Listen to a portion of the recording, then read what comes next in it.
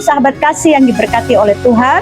Apa kabarnya hari ini? Saya percaya kita semuanya diberkati oleh Tuhan.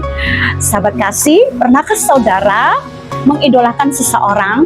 Kalau kita mengidolakan seseorang, pasti kita akan menelusuri orang ini, dan bahkan kita akan mengumpulkan segala data-data dari orang ini.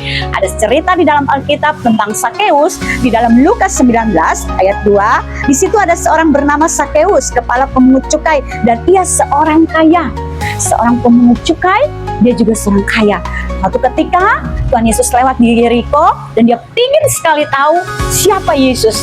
Lalu dia pergi ke tempat itu, dan karena tubuhnya pendek, lalu dia naik ke atas pohon karena ingin sekali melihat idolanya. Bukankah demikian pun kita seringkali kalau kita mengidolakan seseorang, mungkin ada artis idola kita datang ke kota kita, kita pasti berusaha untuk datang ke acara artis itu walaupun kadang-kadang sulit.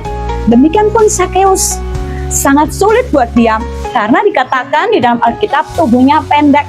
Dia orang kaya, pemungut cukai, tetapi dia begitu antusias untuk melihat Tuhan Yesus dari dekat, dan dia berusaha untuk memanjat pohon. Tetapi Tuhan tahu, walaupun di tengah kerumunan banyak orang, ada satu pribadi yang begitu antusias. Kira-kira sahabat kasih, ada seseorang yang saudara idolakan, lalu berkata, aku akan menumpang di rumahmu. Pasti kita sangat senang sekali, kita pasti bangga, bukan?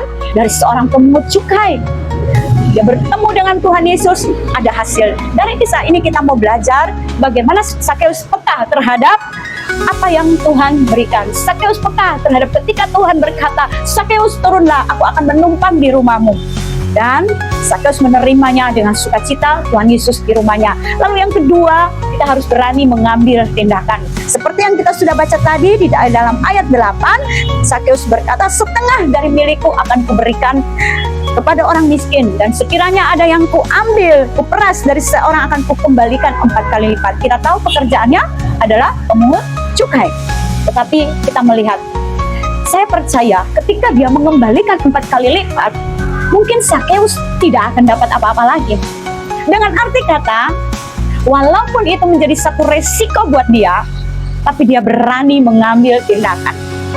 Sahabat kasih, ketika kita sudah mengambil satu keputusan mengiring Tuhan, jangan setengah-setengah. Maukah saudara dan saya mau berubah hari ini? Sakeus peka terhadap apa yang Tuhan berikan, dan yang kedua, berani mengambil tindakan dan bersedia untuk berubah. Kita mau berubah ke arah yang lebih baik.